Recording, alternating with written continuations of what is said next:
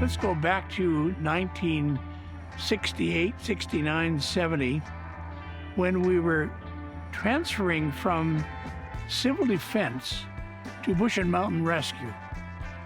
Whoever got the call or whoever was available took the call and decided this is how we're going to conduct the search. And it was always different because people didn't have any protocol to follow.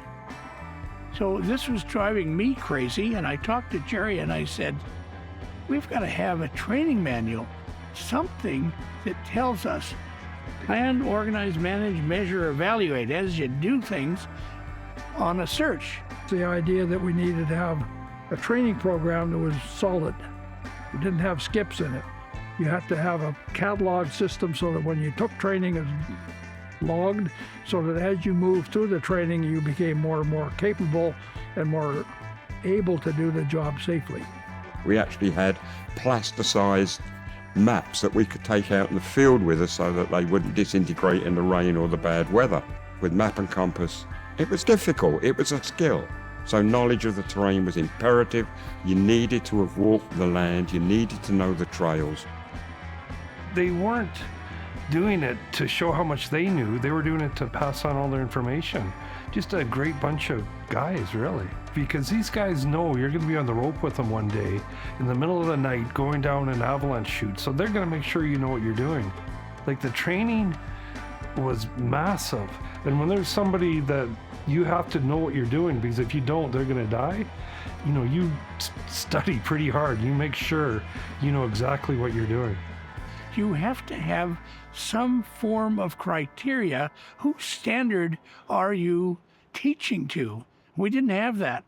So we found out that through civil defense, they had a college in Iron Prior, Ontario. And Alan Danks and I were given the opportunity to attend that college. As we progressed in our training, we started to standardize, use specific knots in specific places, have specific ways of doing things, ensuring things were backed up appropriately, etc., etc. So we brought that back here and refined our course at the same time. Over the first decade or so of the team, that they developed this whole idea of a search manager. Somebody has to be in charge. These are the things to do. Dave developed a flow chart of what happens when you take the call, then you do this if this happens, and following through the steps of developing how to get a search going. Checklist to remember to do this, this, and this. Dave and Jerry wrote the book on how to be a search manager. And I remember being asked to join that search manager group, and it was like, being a searcher on the hillside is one thing, but this is a whole lot scarier because now I'm responsible. And by having that formalized and having this manual that I could refer to was huge. We were the first in the province to put together a search management program and how to manage an incident. We had far more training and experience than any of the first responders, I can tell you, and actually practice what we learned and the tools that we were given. We did a great job of incident command. The RCMP were concerned about using volunteers to conduct searches because it's their responsibility to find people. It's not the volunteer, and to hand that over, that responsibility, without any credentials, made them nervous. The province realized that they needed some kind of certification, because as soon as a search manager phones into the Emergency Coordination Center, the provincial headquarters, and get a task number, that search manager can now spend the province's money in running that task. They are the province's representative running that task.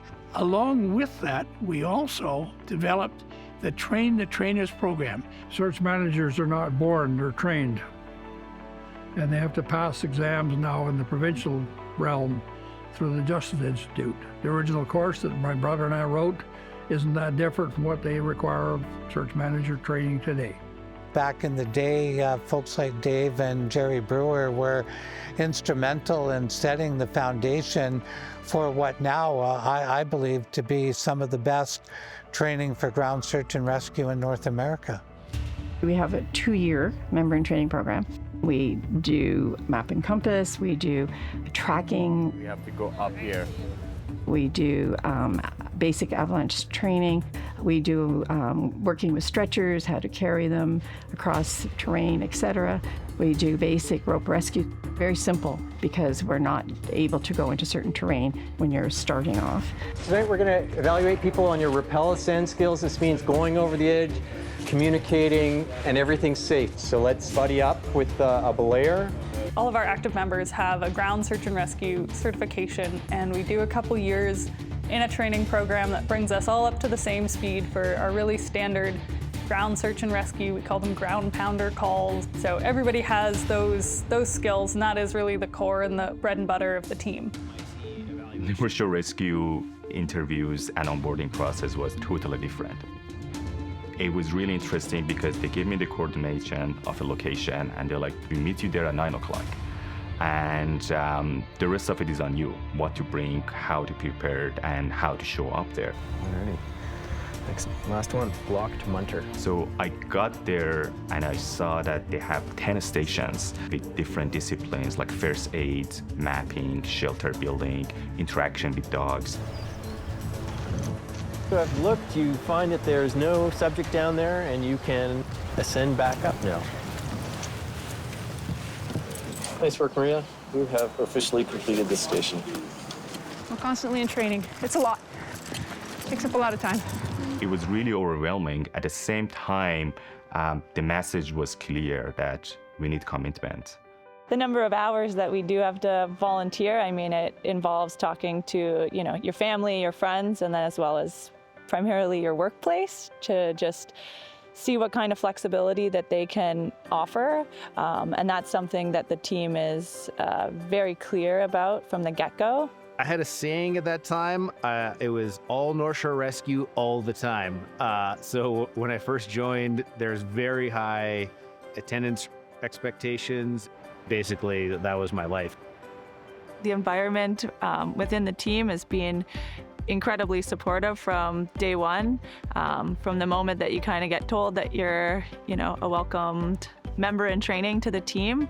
There was no shortage of people trying to step up to help mentor me, take me on hikes on trails that maybe I wasn't familiar with and lots of other team members aren't familiar with.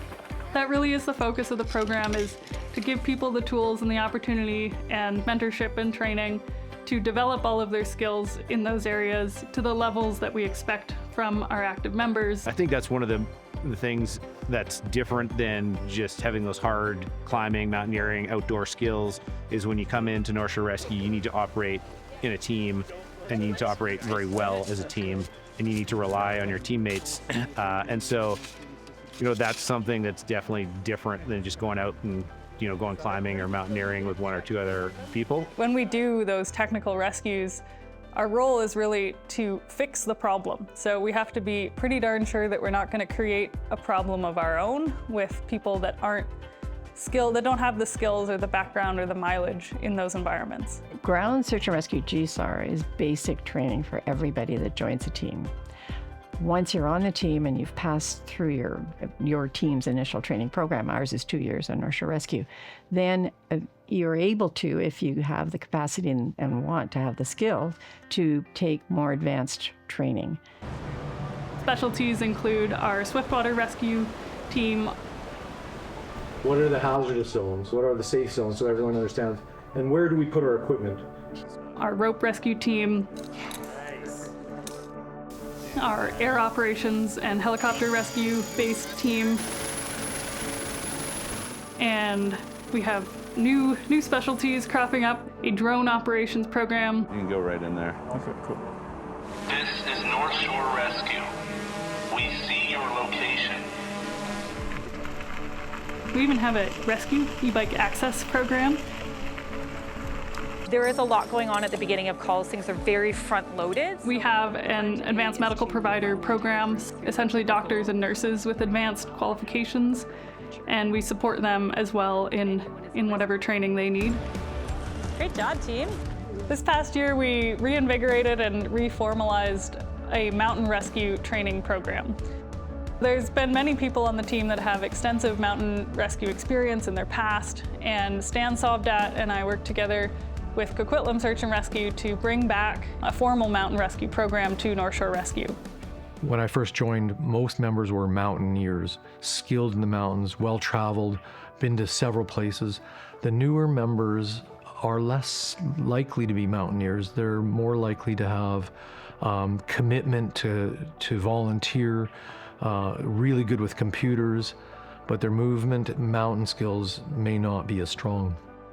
So mountain rescue is something that happens in an alpine environment, so that's above the tree line in those really pointy, picturesque peaks, no trees, very vertical rocks. You're possibly traveling on a glacier, so you have crampons and ice axes, and there are crevasse hazards, the really technical spaces, of which there are some on the North Shore and many, many more throughout the province of BC. We do mutual aid, so we could be up in Whistler, we could be off of Blackcomb Glacier, so that's the kind of terrain that this is really good for. And the reality is, it's just, there's nothing wrong with having more tools in the toolbox.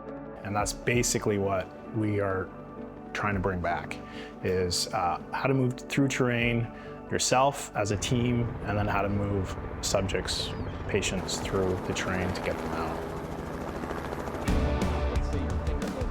So there's a bunch of sort of specialties that people have the opportunity to get into. The goal is to have all of those people be people you'd be really excited and confident to go in the field with. You know that they know what they're doing, they will make good, safe decisions, and they have the basic skills to be an effective search and rescue team member. That's an amazing feeling, to be a part of a team that makes people's worst days into some of their best days.